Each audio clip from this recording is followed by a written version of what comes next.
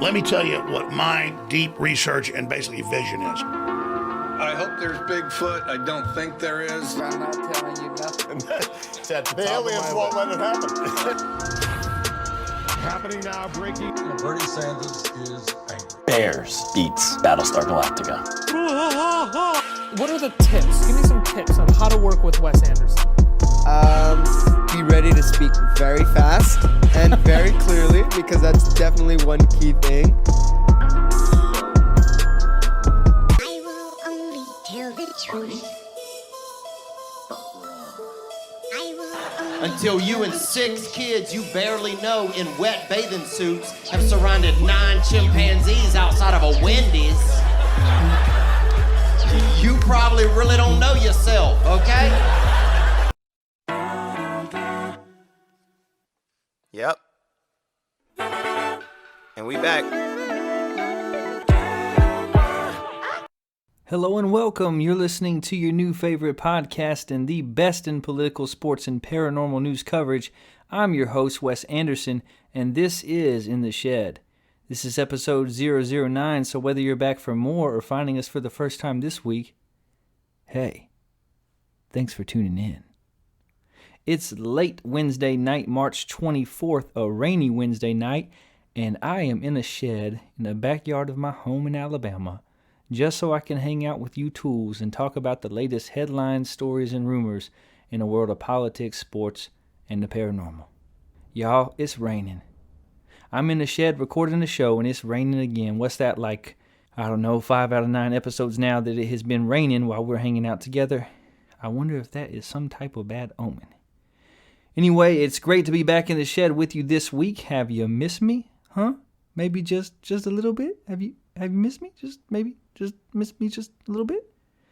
So usually we record late Thursday night or bright and early on Fridays so that you can get a new show to kick off your weekend. This week I wanted to wait, had to do it. I wanted to allow the NCAA tournament to get off and popping so we can talk about all that has transpired together. And we will do just that in a bit. We'll be back with you again heading into the weekend, so look out below. You'll be getting 2 new episodes in the span of just a couple of days. How lucky are you, my tools? How lucky are you? You done won the podcasting lottery. You get 2 new episodes of In the Shed with Wes Anderson. What have you done to deserve it? You listen to the show, of course. There's like 60 of you, but you listen, and I appreciate it. We've got a great show for you today, a lot to cover. But first, before we cover any of the important topics included in today's show, I feel the need to go on a tangent in response to an internet meme I witnessed while scrolling Facebook at 2 a.m. 5 days ago. I've been waiting to address it. I'm fired up, and since this is my show, I am the one in the shed behind the mic after all. Address it I will. The message expressed through the meme shared on my timeline, the audacity, the lunacy, the unmitigated gall for you, meme-creating internet stranger, to suggest that my boy, the one and only Mr. Dr. M. Night Shyamalan, only makes terrible movies. How dare you? How dippity-dog door hinge dare you? M. Night Shyamalan only makes terrible movies? Have you lost your flippin' mind? You're out your gourd. M. Night Shyamalan makes terrible movies. You a fool. You a full-blown fool. A full-bloomin' fool. Need I remind you how The Sixth Sense changed the game? Or the theatrical masterpiece that was Unbreakable? Or Signs with all the corn and Dennis Quaid and the aliens? Or that movie where those people got trapped in an elevator with Satan himself, M. Night Shyamalan is the king of the late game twist ending. He is the Picasso, the Thomas Edison, the Wally Amos of the genre, okay? Do you remember how you felt when you first learned that those children living in that village weren't actually in danger at all, but were being intentionally shielded from the pitfalls of modernity? Because I do. Do you not remember Mark Wahlberg being confused for 1.5 hours only to learn that it was the trees all along? Did you not see the one film where you are working with the clues you have been given to put the puzzle pieces together and figure out what is happening in the movie, only to have a giant bird the size of a building swoop in and carry the main character away for good? The man directed Stuart Little, for Buddha's sake. Stuart Anthony Little. M. Night Shyamalan only directs bad movies? You only create bad memes. How about that? How you like them apricots? I'm sorry, I don't usually do bombastic on the show, but that had me fired up. Ridiculous. Just know, world, if you come for Mr. Shyamalan, I'm coming for you. That's my dog, and I will not stand by as M. Night slander transpires on my watch, okay? I'm off my soapbox now. I'm putting the Ivory Coast away and moving on. Let's get to the show. Let's get to some comments and corrections about our last episode. Keystone 63, Hanobia 42. Still no invites, but we are not giving up. We gonna stay at your neck like a warm towelette. We need an invite. We want to join you for your festival. We gots to be there. Have to. We just have to. Whichever of you would like to have us can reach the show. You can reach us by emailing intheshedwithwes@gmail.com. On our last episode, I shared a story with you about how the Honduran president was being accused of drug trafficking in a U.S. courtroom. In sharing that story, I did not provide enough emphasis on the fact that the president's brother has previously been indicted on related charges, and I made the comment that some of our presidents have been accused of some wild things, but that this accusation might take the cake. In response, several of you have reminded me of the Nixonian war on drugs and drug smuggling by the CIA during his administration, and also of the fantastic story of Dwight D. Eisenhower allegedly secretly meeting with an extraterrestrial being while in the White House, a fanciful tale that we might have to cover on the show in the future. Last week, we also unpacked the internet conspiracy that suggests Finland is not a real place. One of the arguments made in support of this theory suggests that Finland is a mere construct used to promulgate the tenets of democratic socialism, which explains why Finland always ranks so high on world surveys. Well, just this week, a study was released of the happiest nations on Earth, and you guessed it, Finland is number 1. Coincidence or conspiracy? We're still rocking and rolling in India, up to 35 listeners there, 8 in France, 6 in the United Kingdom, and still 5 in Australia. Hello, and what's happening to our tools overseas? And finally, on our last episode, I wished my one and only grandpa a happy 80th birthday. I've got more good news to share. I became an uncle again this week as my brother-in-law and sister-in-law had their first child. His name is Owen. He's adorable, and both mom and baby are happy and healthy. I love being an uncle, and I could not be more proud. All right, let's get to some listener emails. We have 4 emails to share with you this week. Thanks to all of you for writing in. If you'd like to share your thoughts with us and possibly have them read on air, you can reach the show by emailing us at intheshedwithwes@gmail.com. Again, that's intheshedwithwes@gmail.com. Our first email this week is from Thomas T. from Tyler, Texas. Well, aren't you just the most alliterative fella? Thomas T. from Tyler, Texas. You're a Peter Pepper picked a peck of pickled peppers sounding guy there, aren't you? Anyway, alliteration aside, Thomas writes, Finland is real. The earth is round. We went to the moon. Grow up. Very passionate there. Very passionate. A lot of passion from Thomas T. from Tyler, Texas. Passionate people, please play part. See, Tyler, I can be Thomas, Tyler, whoever you are. I can be alliterative too. Look, I am not pushing conspiracy theories on anyone. I'm not claiming these stories to be fact. I'm just sharing the news with you and allowing you to draw your own conclusions. That includes news of the paranormal variety, and sometimes that means conspiracy theories. Sometimes they make us think a little differently. They may challenge our deep-held beliefs, and other times they just make us laugh. It's for fun. Don't take offense, Thomas. It's okay. It's all right. Our second email comes from Anthony from Ohio. Anthony writes, no way Baker Mayfield isn't a top 15 quarterback. Well, look, Anthony, you might have Baker Mayfield in your top 15. I simply do not. He is not as accurate as he once was. He's very limited when it comes to his skill set. He's not a bad quarterback by any means. You can win with Baker Mayfield. But when I look at the whole landscape of quarterbacks in the National Football League, he's certainly not top 10, and I do not have him in my top 15. But hey, man, thanks for sharing your opinion. Thanks for getting at us. Thanks for listening to the show. Our next email comes to us all the way from London, and Liza says, while I don't think Post Malone is actually cursed, the thought of him thinking he is actually cursed is somehow amusing. Hey, I agree with you, Liza. Like I said, wasn't really a fan of Post Malone's music at first. I'm not a fan of the auto-tune hip-hop. It kind of conceals the inability to come up with creative lyrics and have a message within your raps. But the more I watch Post Malone, he is pretty talented. He is super entertaining. He seems like a big teddy bear. And if you actually ever hear him sing and play guitar, he does have some talent. I don't think that he's cursed either. But seeing him, you have to look up the clip because watching him talk about it was pretty entertaining. And our final email this week comes from Jay in Florida, who writes, Wes, happy birthday to your grandpa. I'm loving the show. Keep up the good work. Hey, thanks, Jay. I appreciate you listening.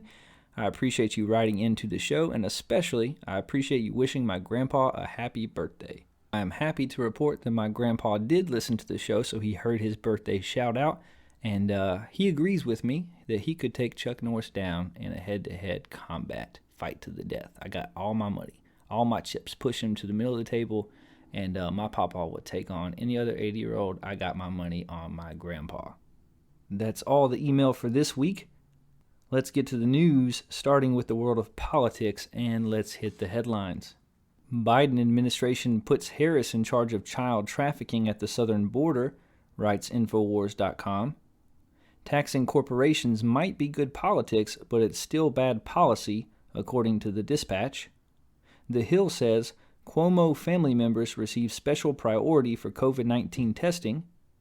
From NBC News, how does this keep happening? Colorado's notorious mass shootings may hold the answers. And finally, China is happy to share its COVID-19 vaccines, but not the data showing if they actually work. And that is according to Slate.com. Our first story this week in the world of politics, Biden sees himself as a two-term president. Whew. Joe Biden campaigned on being a transition president during a pivotal time in the nation's history, saying he'd take the reins away from former President Trump and return the country to normal. But now more than ever, those around him say he'll make another bid for the presidency. I don't think there's any reason to say that he won't, said one longtime advisor to the president. Another Biden ally added that Biden hasn't told associates that he wouldn't be running again. So we all assume that he is, the ally said, contrary to the sentiment that he'll be a one-term president because of his own volition. Biden, who will turn 79 later this year, I thought he was 143, is the oldest president in the nation's history.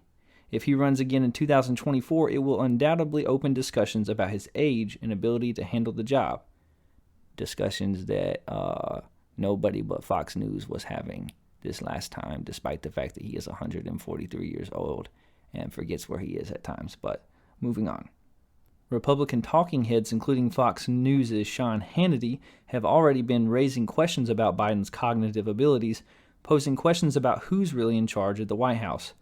GOP senators implicitly sent the same message earlier this year, arguing they could deal with Biden, but that the staff around him, particularly White House Chief of Staff Ron Klain, made it more difficult. Few reporters who heard those statements saw it as anything other than an effort to make it appear that it was staff running the White House and not Biden. Biden allies say it's still early in his presidency and too early to be thinking about 2024.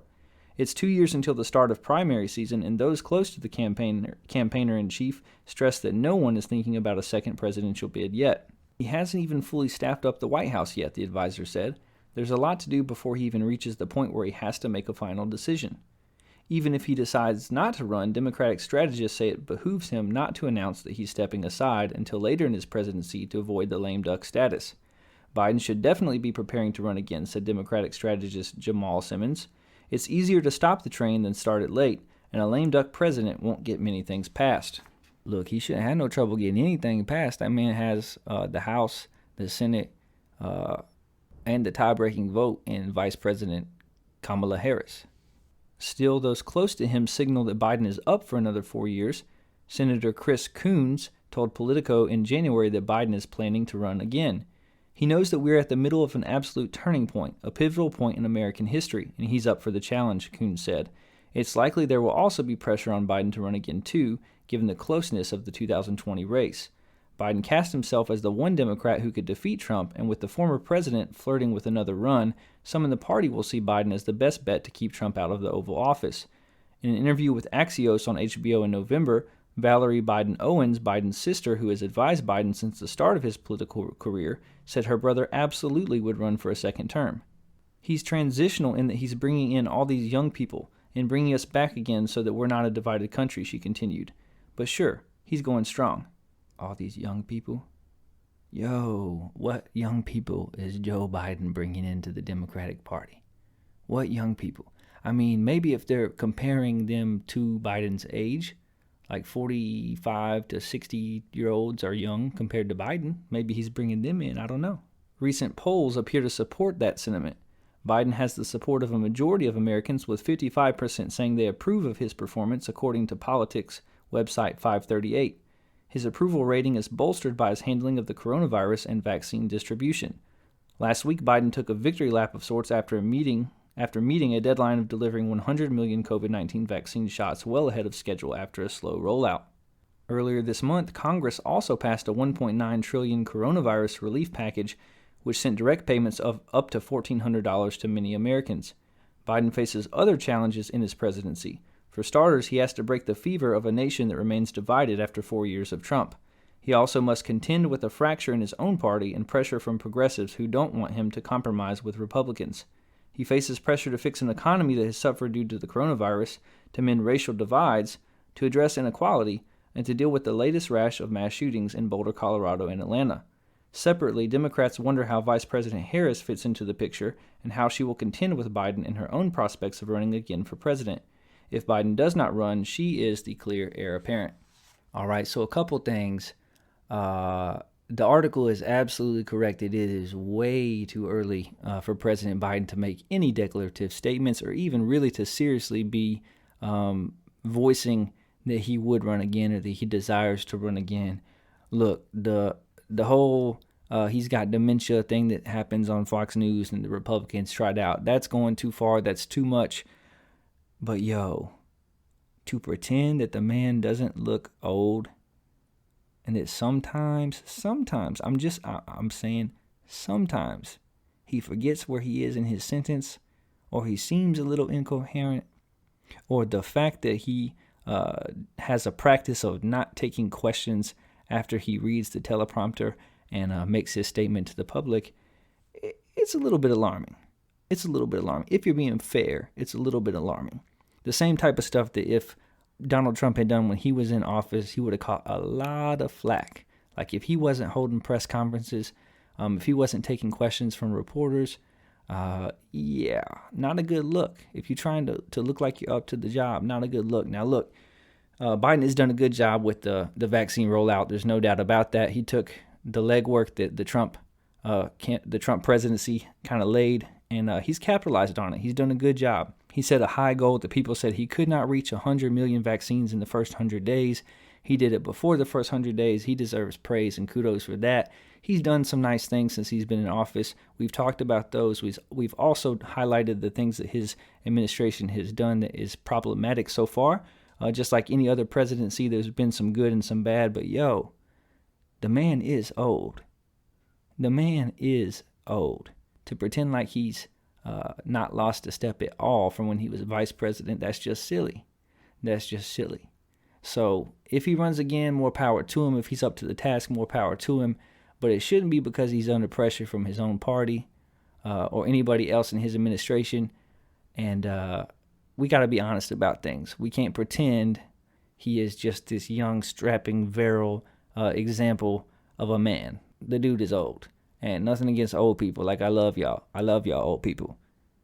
But could we just one day have a president, could we get back to having some leaders in this country that reflect the actual average age of the people in this country? Do all of our leaders have to be in their 80s? Like, can't we get some new blood? Can we get some folks that have some ideas, some folks that grew up playing the Sega Genesis? Can we get some of y'all in office, you know what I'm saying? Some folks that know the hip-hop songs I listen to, and I know Kamala like to pretend like she know, but she don't know. You know what I'm saying? Like, can we get some of those folks in office? I don't care if you're Republican or Democrat. Like, let's just get somebody. I seen this meme this week that I thought was pretty funny. It said the next presidential election should be run like The Masked Singer. Like, these candidates should be in costume. We should not know their sex. We should not know their party. We should not know their identity. Their voice should be altered. And they should just debate that way. They should hold press conferences that way, the whole campaign. And then all of us will vote. And then on election night, whoever has the most votes will unmask themselves. And we will find out.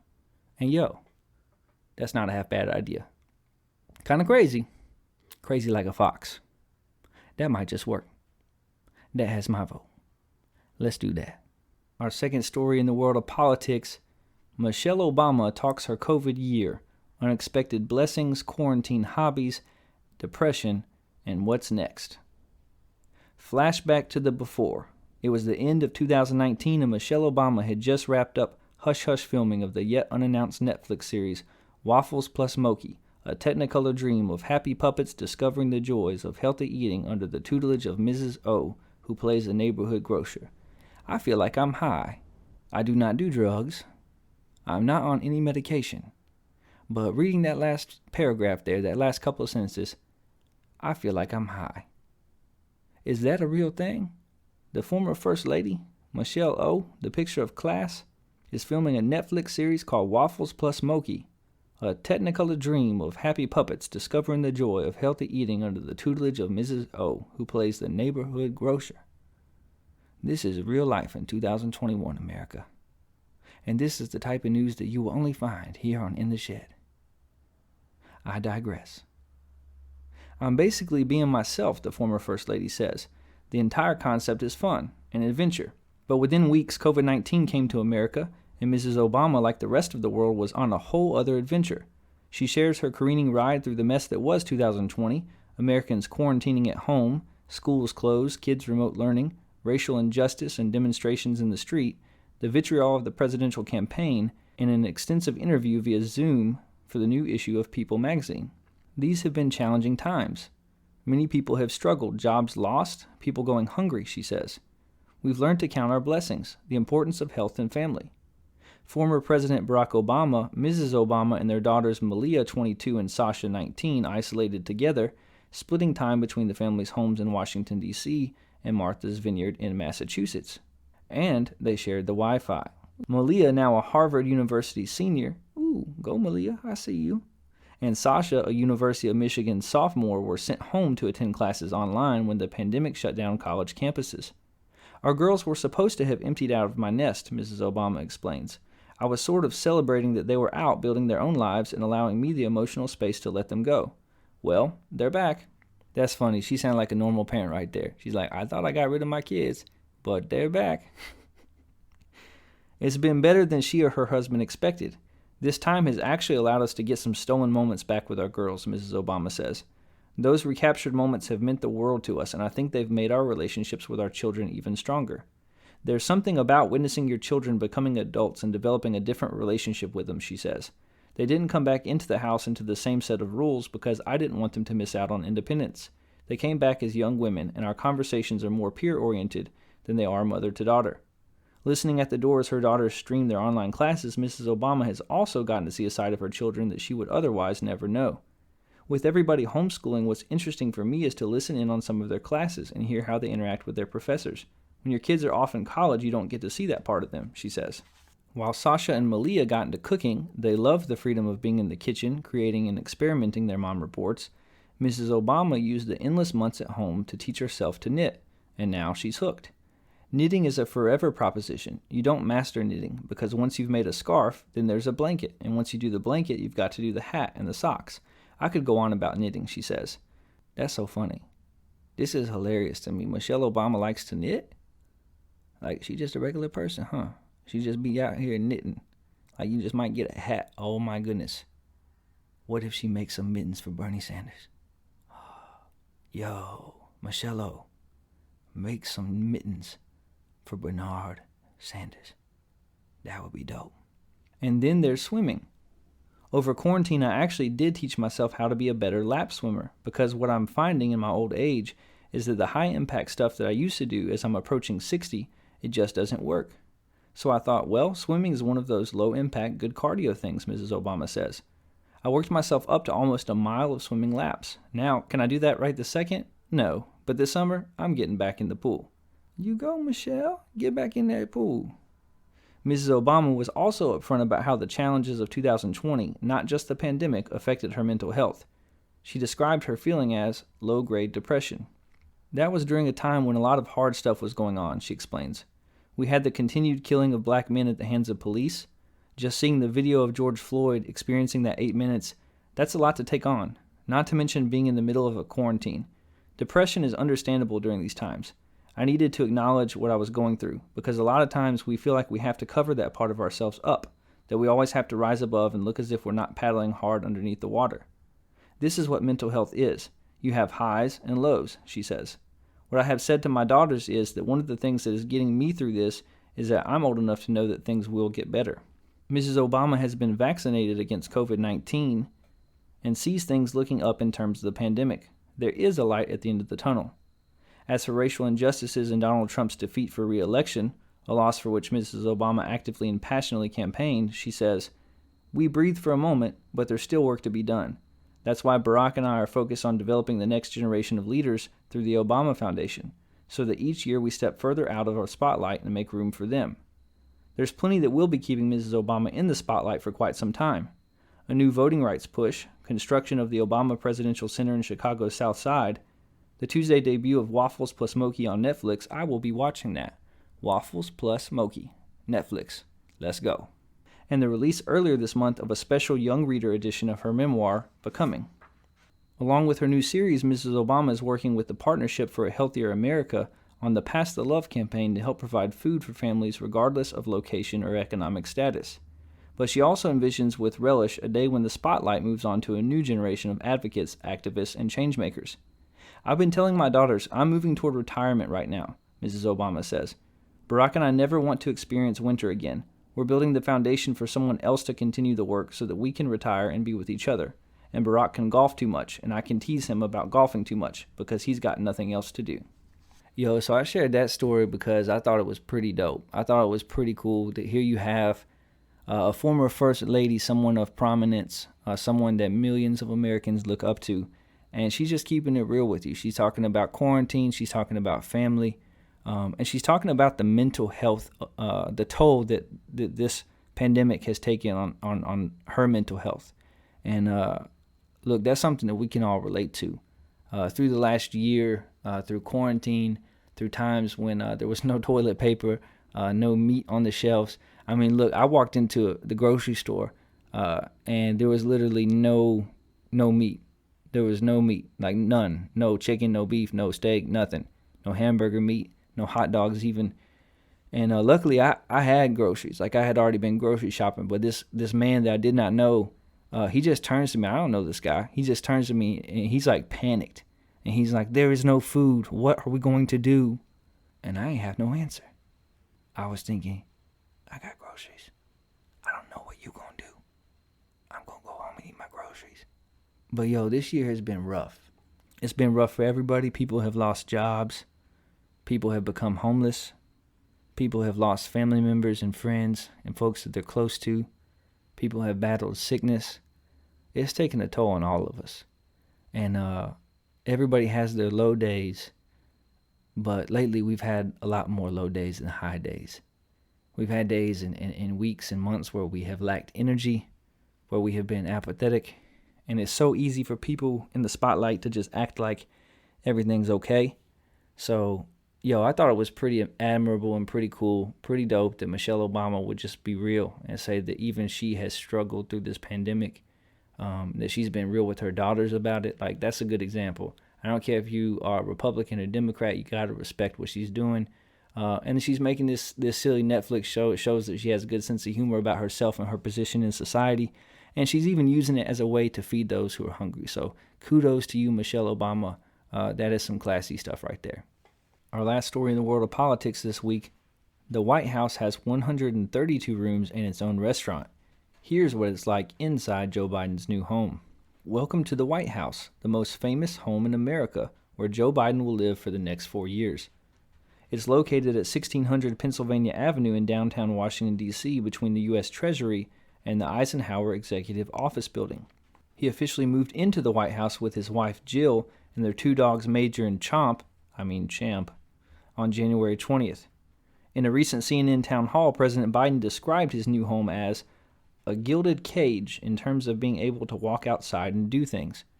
What a strange way to describe the White House, Joe. I call malarkey. The massive building contains 3 connected but distinct sections, the East Wing, the West Wing, and the executive residence in the middle. 2 colonnades run between them.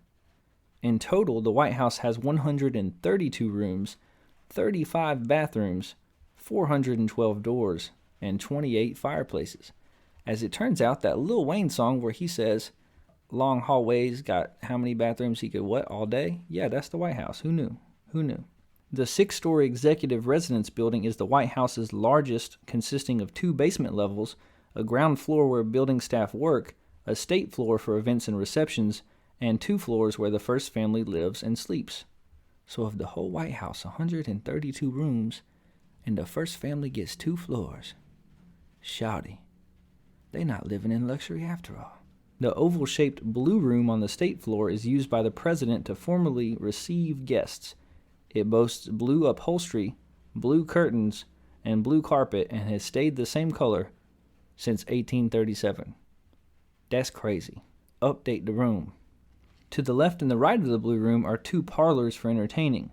One, featuring bright red walls, is called the Red Room, because people in the White House are not creative. The other parlor, featuring green walls, is called the Green Room. Shouty. We got the blue room, the red room, the green room, the room with the couch, the room with the sofa. This room where I use the bathroom, so I called it the bathroom. The East Room is the largest room in the executive residence. It's used for speeches, ceremonies, concerts, receptions, and dances. They be having dances in the White House. Grandpa Joe what he gonna do? The twist and shout? How old was he when that came out? 45? The state dining room is where official meals, including state dinners, take place. It can seat as many as 140 guests. The Lincoln bedroom, containing furnishings from Abraham Lincoln's heir, is one of several private living spaces reserved for the first family on the executive residence top 2 floors. The yellow oval room, located above the blue room, acts as the first family's formal living room. And my guess is it's probably got yellow decor and isn't in the shape of an oval. Just my guess. On the top floor is the solarium, nicknamed the Sky Parlor by former First Lady Grace Coolidge. It boasts floor-to-ceiling windows and opens up to a private balcony. Throughout the home, there are several rooms for recreation. Beneath the north portico in the executive residence basement is a 1-lane bowling alley. 1 lane. Okay, they're going to go through the trouble to have a bowling alley in the White House, and they just going to put 1 lane. Who do you think did that? Who in the world just going to put 1? William Howard Taft. My money is on William Howard Taft, because ain't nobody want to bowl with William Howard Taft. Look at the man. Go to your Google machine, type in William Howard Taft. Take a look at him. I'm just saying. Ain't nobody want to bowl with William Howard Taft. He probably came up with the 1 bowling alley. There's also a cinema room that runs almost the full length of the East Colonnade. Here, presidents and their families can see any movie they want at any time of the day, even before they come out in theaters. Well, that's pretty dope. That's pretty cool. I guarantee you that Joseph Robinette Biden is sitting in that room right now, and he's telling his assistant, I want Fast and Furious 11. And they're like, sir, they're only on number 9. And he's like, listen, fat, give me Fast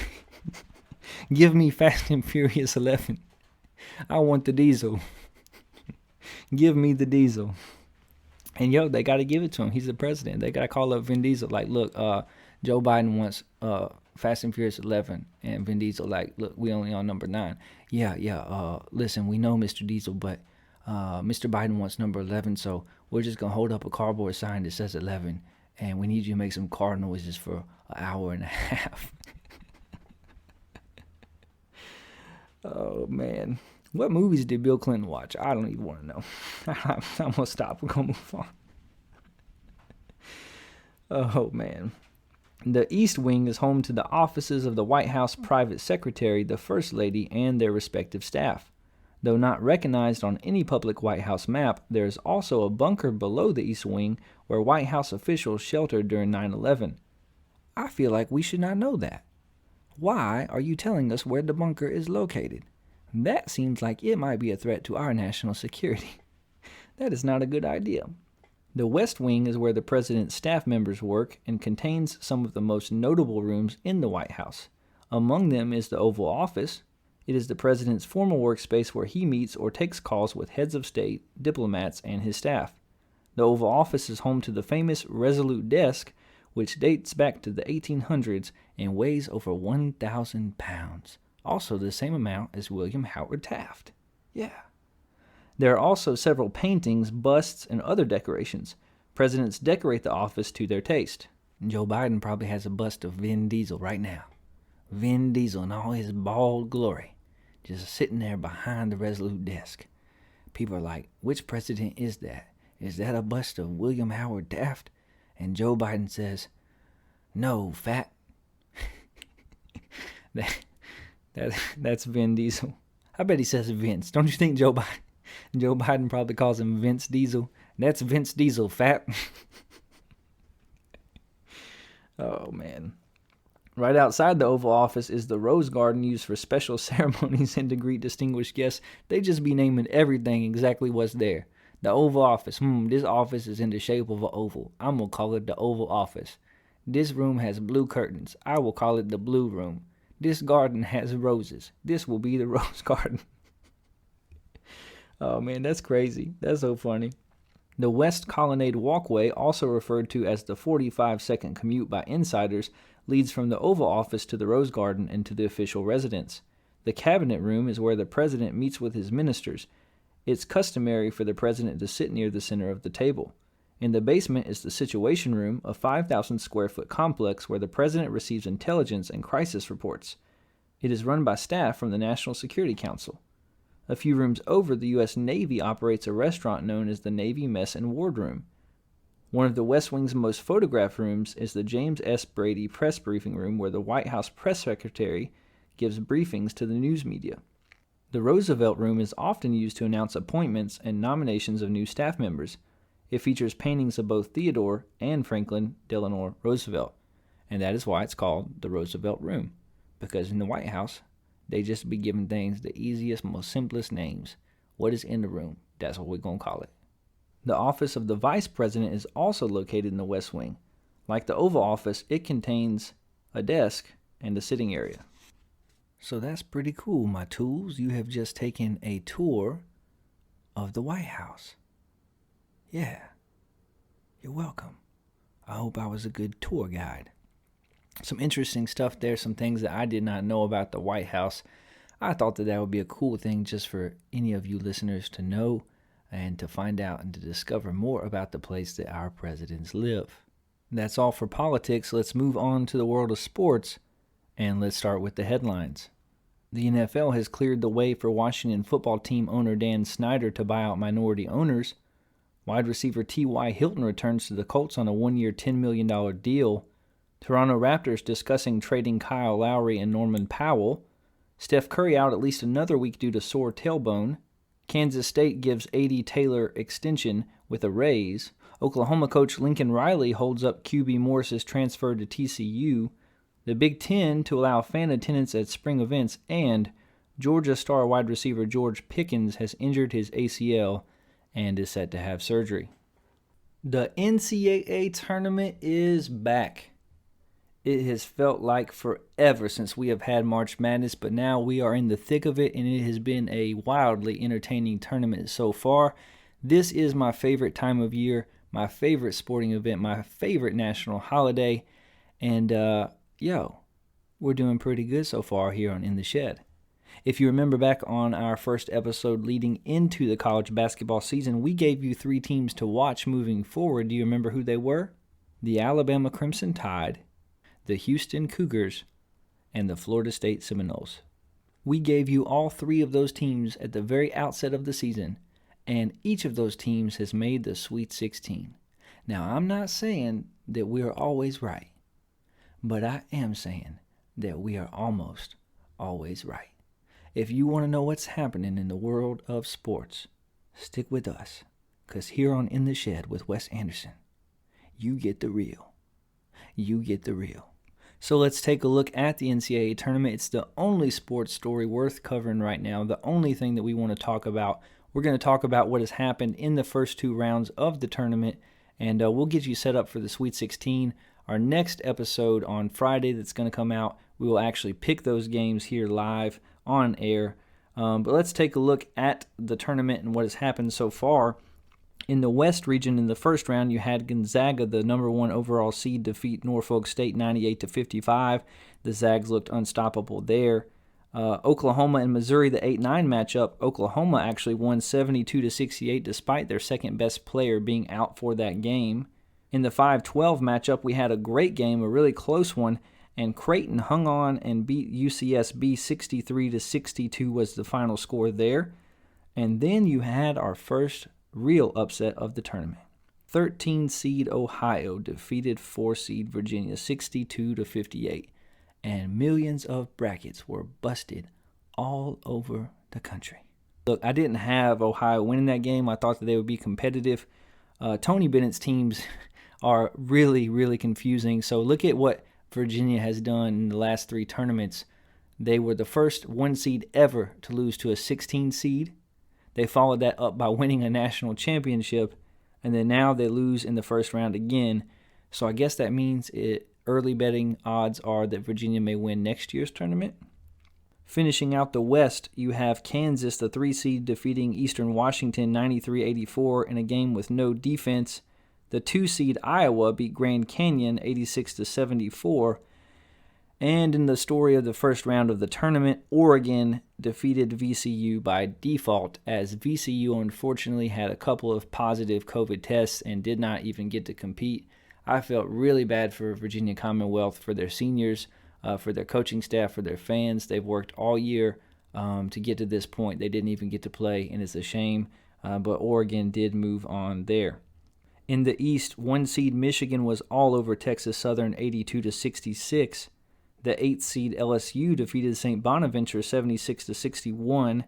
The 5 seed Colorado defeated the 12 Georgetown 96-73. And our Florida State Seminoles held on and beat a very tough UNC Greensboro team 64-54. The 6th seed in the East, BYU, was defeated by UCLA.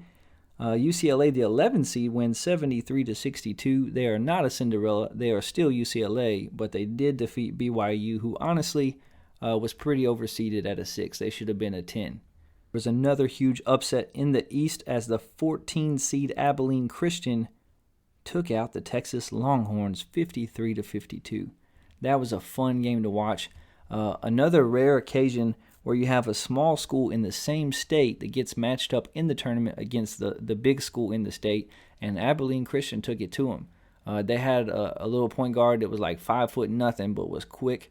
They hit some big shots, and they win the game there. A great upset for Abilene Christian. A terrible performance for Shaka Smart's Texas Longhorns, and the fans will be up in arms there.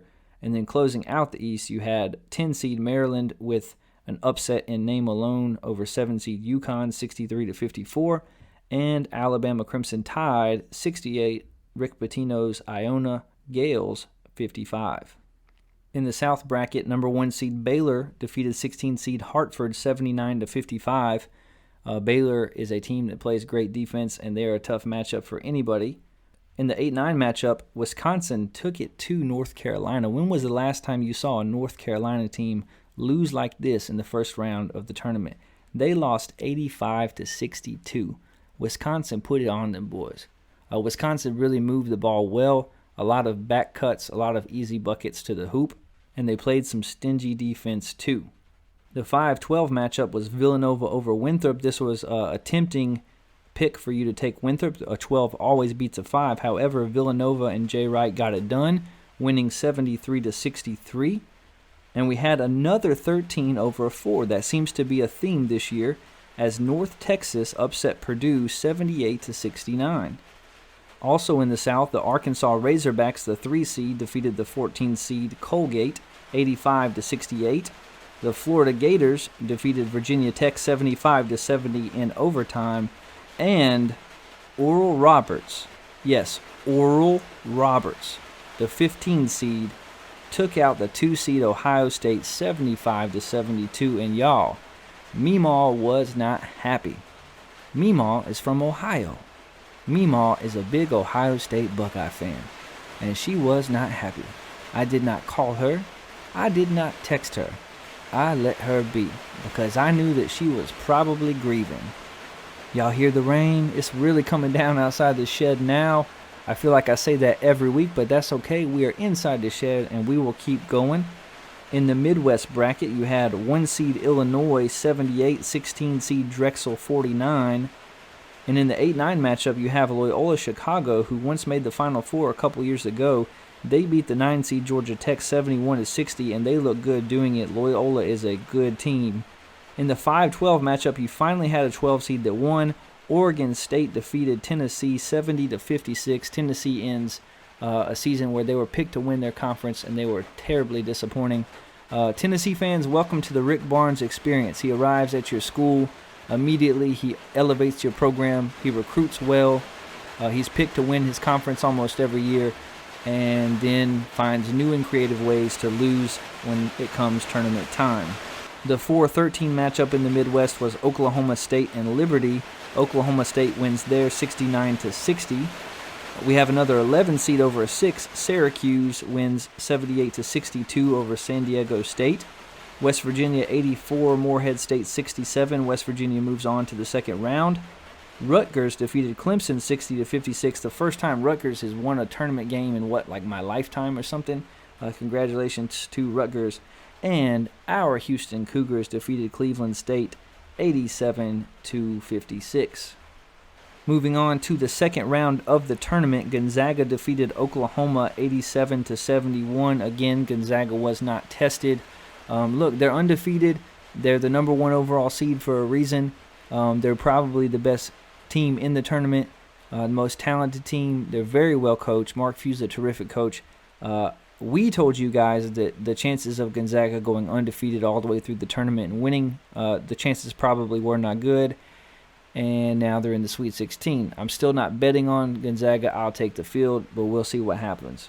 Also in the West, Creighton defeated Ohio 72-58. Bye-bye to Ohio. You had a great season and were a lot of fun to watch. USC put it on Kansas 85-51.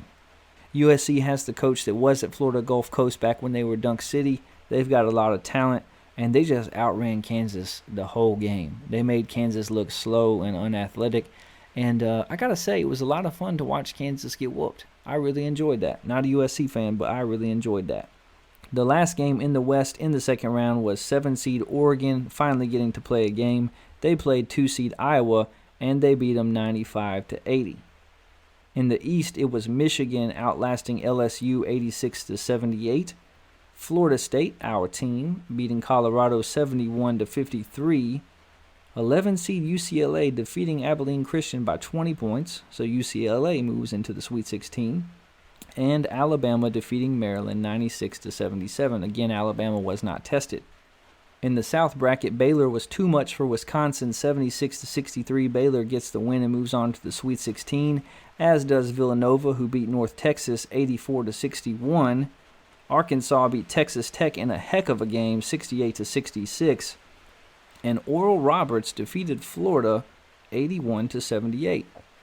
Oral Roberts is now in the Sweet 16 after beating Ohio State and Florida, probably the 2 toughest opponents that any team has played so far in the tournament, and they look great doing it.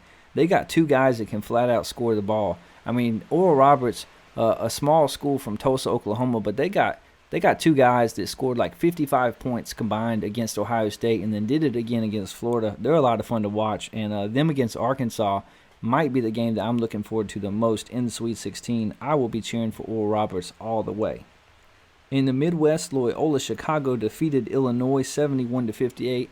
A lot of these upsets I did not have, but I did have this one. I did have Loyola in my bracket, making it to the Sweet 16. I had them defeating Illinois in this game, and they did. Look, Loyola Chicago is one of the best coached teams in college basketball. I mean, they're not Gonzaga, but they might be Butler. You remember when Brad Stevens was at Butler, and Butler made the championship game twice? Loyola might be creeping up on that because they've already made the Final Four, and they've got a squad this year. They've got 2 seniors who were freshmen on that Final Four team. They got a center. What's his name? Like Cutwig or something like that. But the dude is playing like the Joker. He looks like a college version of Nikola Jokic. Because this man, they run the offense through their center. They pass him the ball at the high post. He does a handoff to one of the guards. It fakes the handoff and drives to the hoop. He's a heady player. He's smart. He's sneaky athletic, as they like to say. And Loyola got it done against Illinois, and they are moving into the Sweet 16. Also in the Midwest bracket, Oregon State beat Oklahoma State 80-70, so the 12-seed Oregon State will make the Sweet 16 and play Loyola.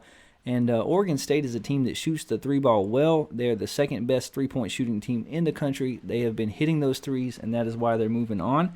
Also, Syracuse beat West Virginia 75-72. I got to say, I did not see that coming. I thought West Virginia was a much better team. I thought they played good enough defense. I didn't think that Syracuse would be able to hit enough shots to win. I was wrong there. And in the best game of the second round, the Houston Cougars defeated Rutgers 63-60. And Houston showed a lot of heart, man. They just showed a lot of heart. They were not winning that game with like the last 2 or 3 minutes. They were down by 5 or 7 points, and they just stuck with it. They had a couple of guys that just put their head down, kept driving to the hoop, kept finding a way to get buckets. They strung some stops together. They just wanted it more. They had more experience than Rutgers. They had more talent than Rutgers. And they took it to them in the last 3 minutes. They made the Sweet 16. So in the Sweet 16, in the West bracket, you have Gonzaga versus Creighton. That's a 1 versus a 5. The best 2 mid-major teams, if you want to call them that, in college basketball right now, probably. Gonzaga is not a mid-major, really, when it comes to basketball. But they're not from a Power 5 conference. And that's going to be a fun game. Creighton can get up and down the floor. They can shoot the ball. They can score. They've got a lot of athletes. But Gonzaga is the best team in the country right now. So that's going to be a fun game to watch. The other matchup is a 6 and a 7, 2 Pac-12 teams, USC versus Oregon. And again, that's going to be a fun one too. Those teams can score the basketball. And the West bracket, it produces 2 games in the Sweet 16 that will be a lot of fun to watch. In the East, you have 1-seed Michigan against 4-seed Florida State. That's a matchup of a really good offense in Michigan and a stifling defense in Florida State, and 2 good coaches in Juwan Howard and Leonard Hamilton. And you have the 11-seed UCLA and the 2-seed Alabama. In the South bracket, you have 1-seed Baylor against Villanova and 3-seed Arkansas against Oral Roberts. The Midwest is 8-seed Loyola Chicago against 12-seed Oregon State, which will be a lot of fun, and 11-seed Syracuse versus 2-seed Houston. So those are your Sweet 16 teams: Gonzaga, Creighton, USC, Oregon, Michigan, Florida State, UCLA, Alabama, Baylor, Villanova, Arkansas, Oral Roberts, Loyola Chicago, Oregon State, Syracuse, and Houston. Like I said, on our next show, we will predict those games. We will tell you what to watch for and who is going to come out on top. It's been a fun tournament, but like I said, we're doing pretty good. We gave you Florida State, Houston, and Alabama. They're all in the Sweet 16, every single one of them. And if Houston's 2 guys that got banged up in that game a little bit can come up healthy against Syracuse, it's going to be interesting to see what happens. I will tell you that I have done my bracket on the ESPN Tournament Challenge app just like I do every year. I filled out my first initial 1 bracket, and I stick with it. And my final 4 teams are still intact. I predicted Gonzaga and Michigan, and then I predicted Arkansas and Houston. So far, so good. All 4 of my final 4 teams are still alive. Out of 14 million brackets that were entered in this ESPN Tournament app challenge, my bracket ranks in 669,000th place. I don't think that's too bad. That's like, what, top 5%? Not too bad. Not too shabby. So stick with us on In the Shed. We'll let you know what's going on. Who do you think is going to win? Who are your final 4 teams? What game are you looking forward to watching the most in the Sweet 16? Let us know. Email the show at intheshedwithwes@gmail.com. Get at us. Let us know what you've enjoyed so far about this year's tournament. I'm just glad to have basketball back. That's all for the world of sports. Now we move to the world of the paranormal.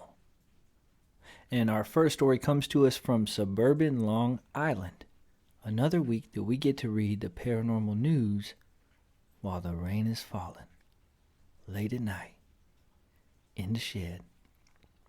Just me and my tools. Amityville Horror killer dies in prison at 69. The man convicted of slaughtering his parents and 4 siblings in a home that later inspired the Amityville Horror book and movies has died, prison officials said Monday. Ronald DeFeo, 69, died Friday at Albany Medical Center, where he was taken February 2nd from a prison in New York's Catskill Mountains, the State Department of Corrections and Community Services said. The cause of his death was not immediately known. DeFeo was serving a sentence of 25 years to life for the 1974 killings in Amityville, a suburb of Long Island. The home became the basis of a horror movie classic after another family briefly lived there about a year after the killings and claimed the house was haunted. A book and 2 movies, the 1979 original starring James Brolin, Margot Kidder, and Rod Steiger, and a 2005 remake portrayed a home with strange voices, walls that ooze slime, furniture that moved on its own, and other supernatural features. DeFeo had pursued an insanity defense at his trial, saying that he heard voices that drove him to kill his family. He unsuccessfully sought a retrial in 1992, claiming that his 18-year-old sister killed the other 5 family members and that he then shot her. I loved my family very much, he said at a 1999 parole hearing, where he also said he had gotten married while in prison. The Corrections Department said it couldn't disclose why DeFeo was hospitalized, citing health privacy laws. The Albany County Coroner's Office, tasked with determining what caused his death, said that it does not release such information publicly except to relatives of the dead. So the Amityville Horror story saga is finally over. Ronald DeFeo, the real-life killer, has passed away in prison. I thought that was newsworthy and worth sharing. 2 horror movie classics that came out of that tragedy. And it never fails, no matter who it is, no matter what they have done, that these folks get married in prison. Have you ever noticed, watching true crime documentaries, or looking at the real-life stories of serial killers, cult leaders, or situations like this one where a horror movie is based on a real crime, these people always get married in prison. What is wrong with these women? Why are they marrying cult leaders, psychopaths, and murderers? I do not know. Ladies, I do not know you, and I am not a harsh judge of character. But I think you could do better. From suburban Long Island, we go to the Meadow. Ex-soldier claims Bigfoot with special powers exists after pal spots humanoid. A paranormal investigator has claimed that one of his team witnessed the legendary beast Bigfoot rumored to roam North America, but it vanished without a trace. Trey Hudson, who is director of the Oxford Paranormal Society and who served in the U.S. military in Afghanistan as Operations and Counterterrorism Officer, told Daily Star about some of the phenomena. Phenomena. Phenomena.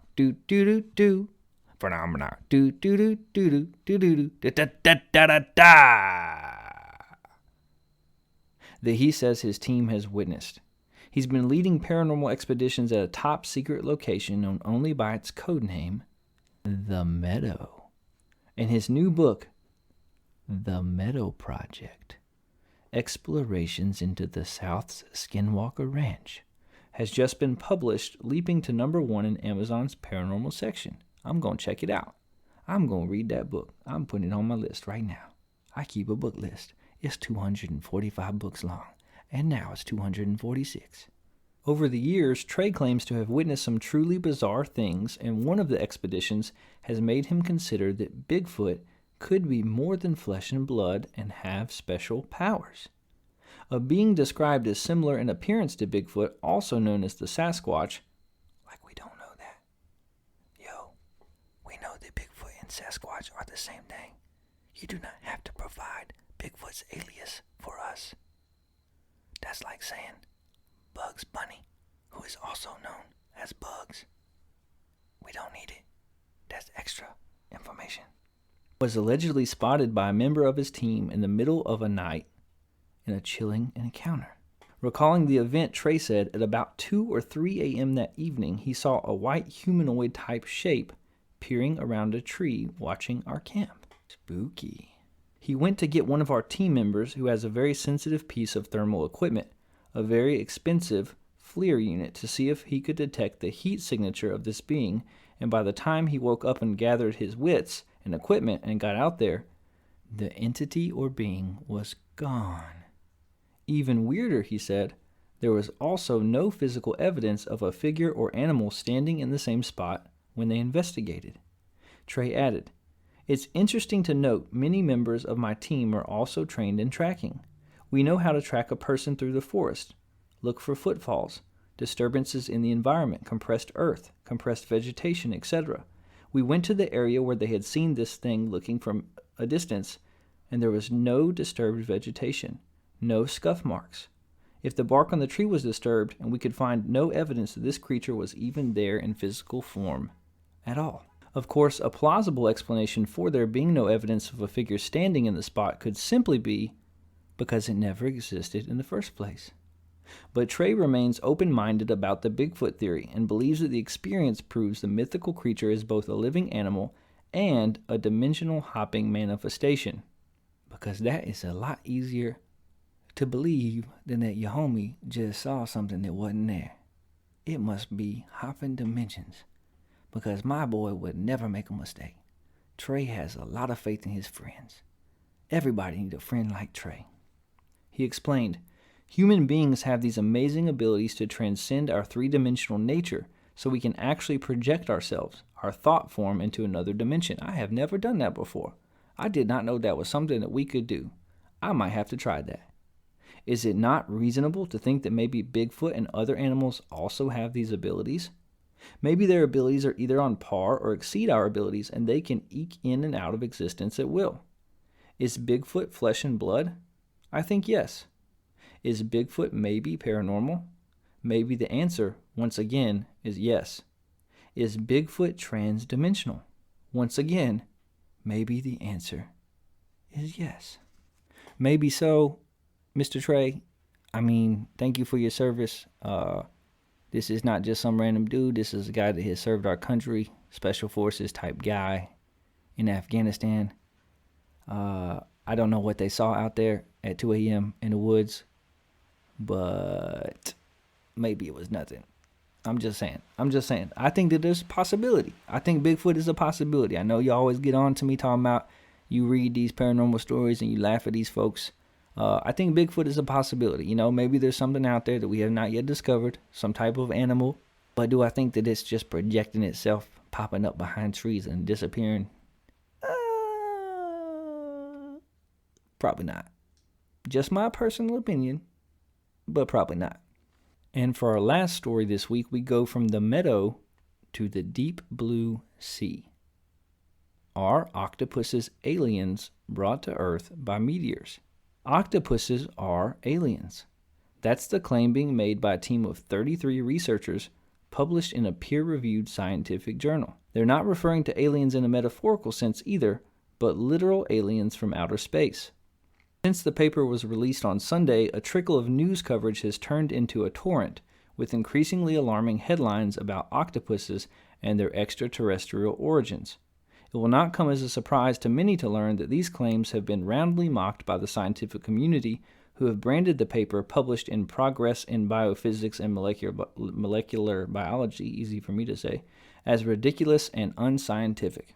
So what are the claims being made? They suggest the Cambrian explosion, a sudden burst of life that occurred around 540 million years ago, was the result of extraterrestrial invention. The paper asks whether this event, which saw the rapid emergence of most of the main animal groups that still exist on Earth today, was terrestrial or cosmic. The conclusion is the latter. How do scientists suggest this would work? Specifically, the researchers proposed the idea that alien viruses crashed to Earth in a meteor, infected a population of primitive squid, and caused them to evolve into octopuses. Another theory they suggest is that fertilized squid or octopus eggs were delivered to Earth by a meteor. Side note here, I always thought it was octopi. Am I wrong? Is it octopuses? I always thought that it was octopi. My whole life, 31 years now, I have been saying octopi. Not often, but, in the rare occasion that I have the instance to talk about plural octopuses, I have always said octopi. Email the show. Let me know if I'm correct. Now, I don't want to Google it. It's late. Just email the show, intheshedwithwes@gmail.com. Are you team octopuses or team octopi? The idea is essentially a reimagining of the panspermia hypothesis, which suggests that life on Earth was seeded by space dust or asteroids crashing into Earth. One of its first proponents, Chandra Wickramasinghe.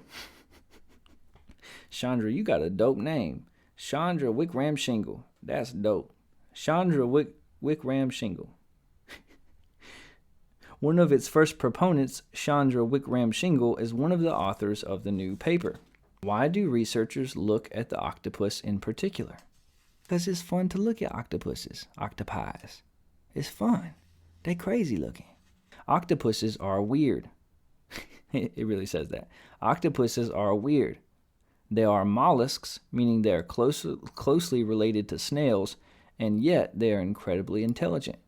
On top of their large brains and sophisticated nervous systems, the authors of the new paper list camera-like eyes, flexible bodies, and the ability to camouflage themselves by changing color and shape as evidence of their extraterrestrial origins. So suddenly did these features appear in the octopus family that it is plausible then to suggest that they seem to be borrowed from a far distant future in terms of terrestrial evolution, or more realistically, from the cosmos at large, the authors write. Such an extraterrestrial origin as an explanation of emergence, of course, runs the counter to the prevailing dominant paradigm, they continue. That was a mouthful right there, word salad. This is a strong contender for understatement of the century. What reason is there to doubt the claims being made in the paper? There are plenty of reasons. First off, as Mark Carnell from the Oxford University Museum of Natural History pointed out in a series of tweets, not one of the paper's authors is a zoologist. Much of the author's speculation rests on the idea that the genetics of octopuses and their relatives are mysterious. Yet a 2015 paper published in Nature revealed the octopus genome, so this is rather disingenuous. In fact, octopus genes suggest that they fit into the generally understood theory of the evolution of life on Earth and require no alien invasion. They're thought to have split from the squid lineage around 135 million years ago. Molecular geneticist Professor Karen Moling of the Max Planck Institute Molecular Genetics, who was asked to review the report, concluded that it cannot be taken seriously. The primary reason for doubt given by Professor Moling is that there is no evidence at all to support such claims. Haven't I heard something about octopuses being aliens before? Writers are fond of comparing octopuses to aliens due to their unusual appearance and great intelligence. Philosopher Peter Godfrey Smith, who has written a book about octopus intelligence titled Other Minds, another book that I will add to my list, we're at 247 books now, has described them as the closest we will come to meeting an intelligent alien. On top of that, this is not the first time octopuses have been mistakenly labeled aliens by the press. An unfortunately worded press release concerning the Nature paper describing the octopus genome led to a slew of online news pieces in 2015 about researchers finding alien DNA in the creatures. So what do you think, my tools? Are octopuses aliens, or have they evolved naturally? They truly are freaky little creatures. They're incredibly smart. They look super weird. And oddly enough, one of the shows that we have reviewed for you here on In the Shed that we have recommended to you, Resident Alien on the Sci-Fi Network, actually suggests that octopuses are aliens too. It's a part of that show, which is pretty funny to me. That's an interesting article. There's an actual paper with 33 researchers who claim that octopuses actually came from outer space. So what do you think? Get at us, let us know. Email the show intheshedwithwes@gmail.com. Are octopuses aliens? Are they animals? And, more importantly, what do you call multiple octopuses? Is it octopuses or octopi? We'll find out on next week's show. That's all for this week. You don't have to go home, but you can't stay here. I can't either. It's back in the house, out of the shed and out of the rain for me. Thanks again for listening to episode 009. Make sure to subscribe, like, share, and review. It really does help. If you have any paranormal experiences, opinions about sports, or politics that you'd like to share, you can email the show at intheshedwithwes@gmail.com. Again, that's intheshedwithwes@gmail.com. I might even read it on air. Look for us on Spotify, Stitcher, Amazon Music, Apple Podcasts, iHeartRadio, or wherever you listen to podcasts. Tune in again next week when we'll hit the headlines, check in with the NBA trade deadline, pick the Sweet 16 games, and talk conspiracy theories with our very first guest ever. This has been In the Shed with Wes Anderson, the best news show in the land covering politics, sports, and the paranormal. Have an adventurous and fulfilling rest of your week. I'll catch you tools later. Peace out, Boy Scout. Meemaw, we made it!